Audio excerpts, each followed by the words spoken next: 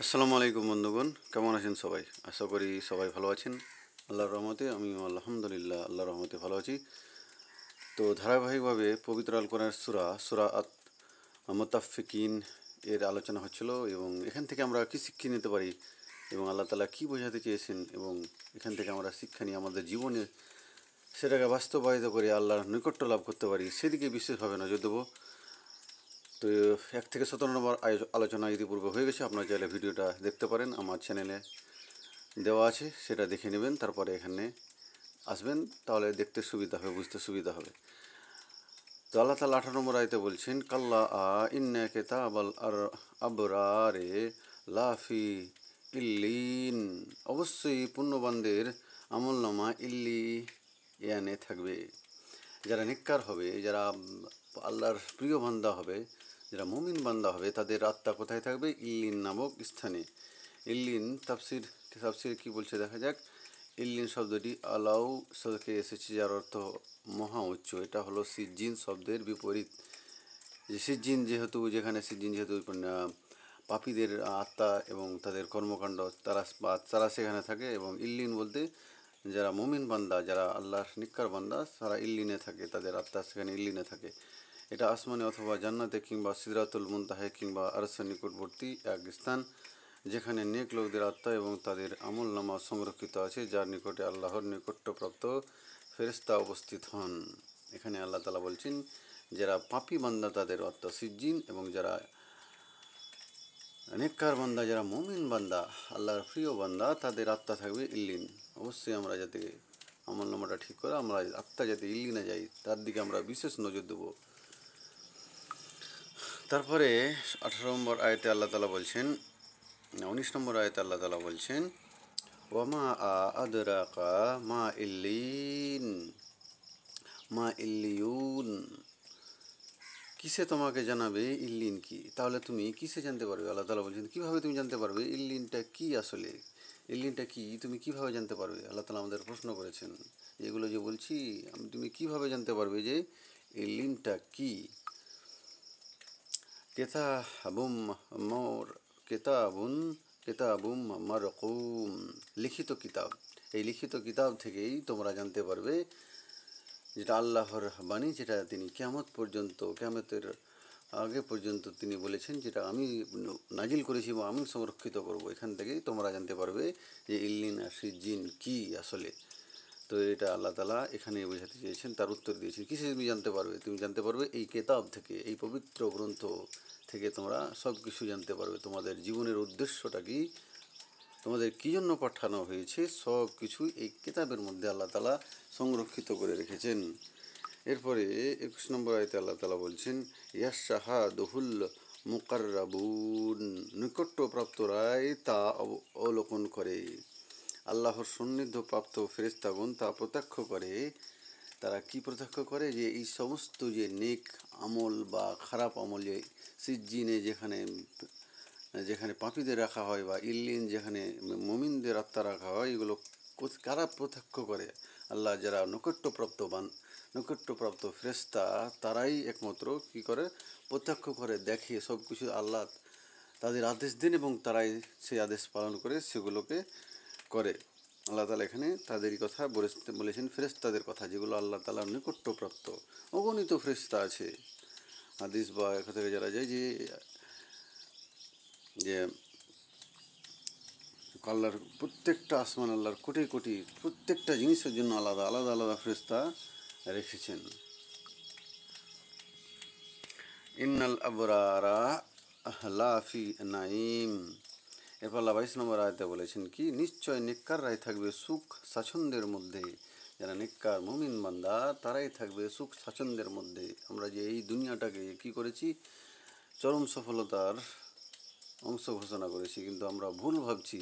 যারা নেককার বান্দা, তারাই এই দুনিয়াতে সফল হবেন। একটু কষ্ট হতে পারে, কিন্তু আর ওই দুনিয়াতেও বা পরকালেও তারা সুখী হবে ইনশাআল্লাহ। যারা পুণ্যবান ব্যক্তি, যারা সব কিছুতেই আল্লাহর কথা মেনে তার জীবনযাপন করে, যারা কোরআন হাদিস অনুযায়ী তার জীবনযাপন করে, তারাই হচ্ছে কি পরম স্বাচ্ছন্দ্য বা পরম আনন্দের সহিত তারা থাকবে। এখানেও থাকবেন এবং পরকালেও থাকবেন ইনশাআল্লাহ। তো 23 নম্বর আয়াতে আল্লাহ তাআলা বলছেন আলাল আরাআইকে ইয়ানজুরুন, সুসজ্জিত আসনে বসে তারা দেখতে থাকবে। সুসজ্জিত আসন কি, এমন আসন থাকবে সেখানে, এমন চেয়ার বা কুর্সি থাকবে যেখানে তারা কি করবে, বসে দেখতে থাকবে। আর সব কিছু তারা দেখতে থাকবে, জান্নাতের সমস্ত কিছু।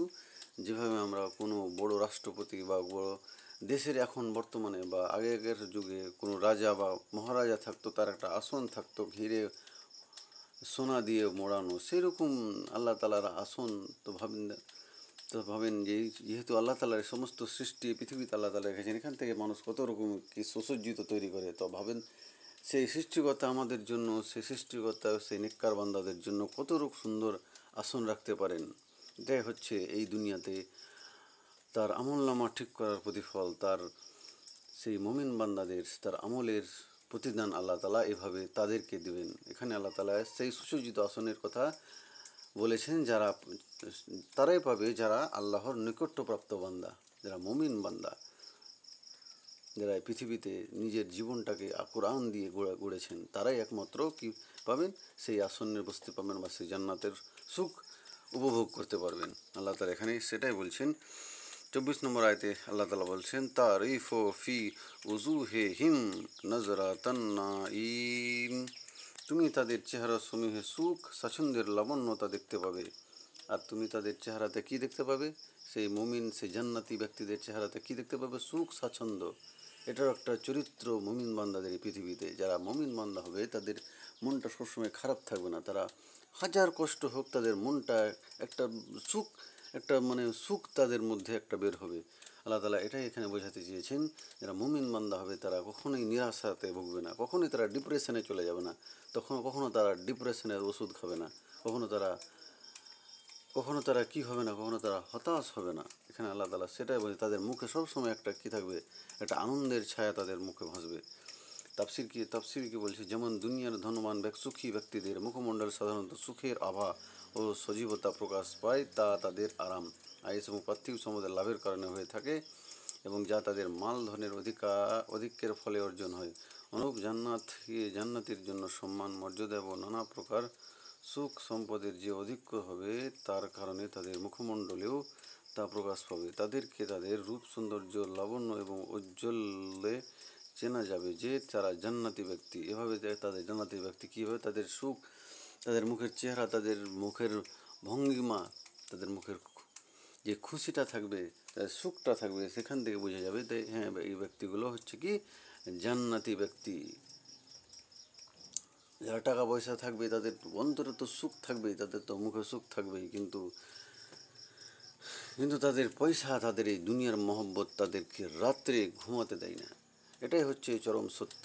আর যারা মুমিন ব্যক্তি যারা হবে, যারা দিন আনে দিন খায়, যারা আল্লাহর কথা মতো তার জীবনযাপন করে, তাদের মধ্যে সুখ থাকে সেই লেভেলের, যেটা যারা দেখে সারাই বুঝতে পারে যে তাদের মধ্যে কতটা সুখের মধ্যে তারা আছে। এখানে আল্লাহ তালা বলছেন, তো 25 নম্বর আয়াতে আল্লাহ তালা কি বলছেন, ইউসকাউনা মির রাহিকিম মাখতুম, তাদেরকে সিলমোহর করা বিশুদ্ধ পানীয় থেকে পান করানো হবে। তাদেরকে যারা জান্নাতি ব্যক্তি হবেন তাদের কি করা হবে, তাদেরকে মোহর আটা বিশুদ্ধ মদিরা হতে পান করানো হবে। সেখানে একরকম যেহেতু এই পৃথিবীতে একরকম পানীয় আছে, আমরা যেটা বলি লিকার বা মদ, সেই মদ সেখানে থাকবে না, সেই মদ আলাদাই মদ। যেখানে সেই মদ বা মাদিরা খেলে সেখানে কোনো মানুষ টলমটল হবে না বা কোনো কিছু তাদের নেশাগ্রস্ত হবে না, সেই আলাদা একটা জিনিস আল্লাহ তালার কাছে মুমিন বান্দা বা জান্নাতীদের জন্য আল্লাহ তালা রেখেছেন, যেটা বিশুদ্ধ, কোনো রকম তাতে খারাপ কোনো কিছু থাকবে না।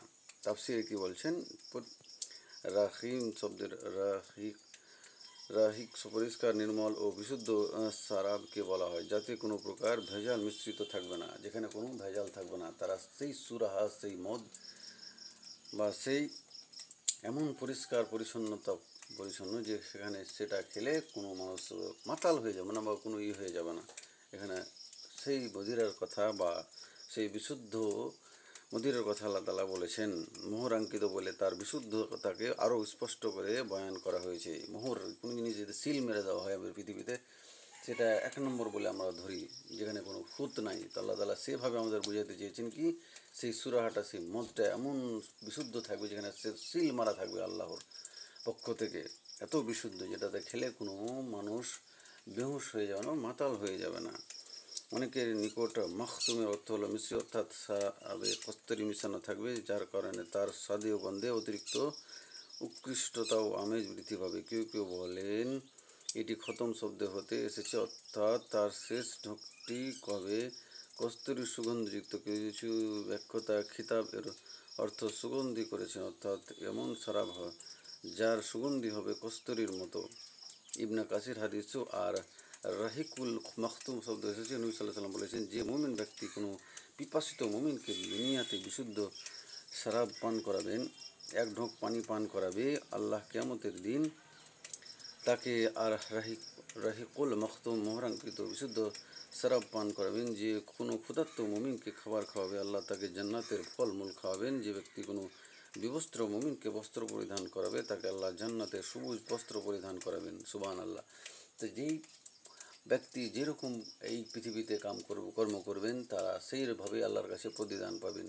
কোনো দুস্থকে খাবার খাওয়ান, বা কোনো অসহায় ব্যক্তিকে পোশাক দেন, বা কোনো ব্যক্তিকে পানি পান করাবেন, সেটাই হচ্ছে এই পৃথিবীতে সবথেকে বড় নিয়ামত।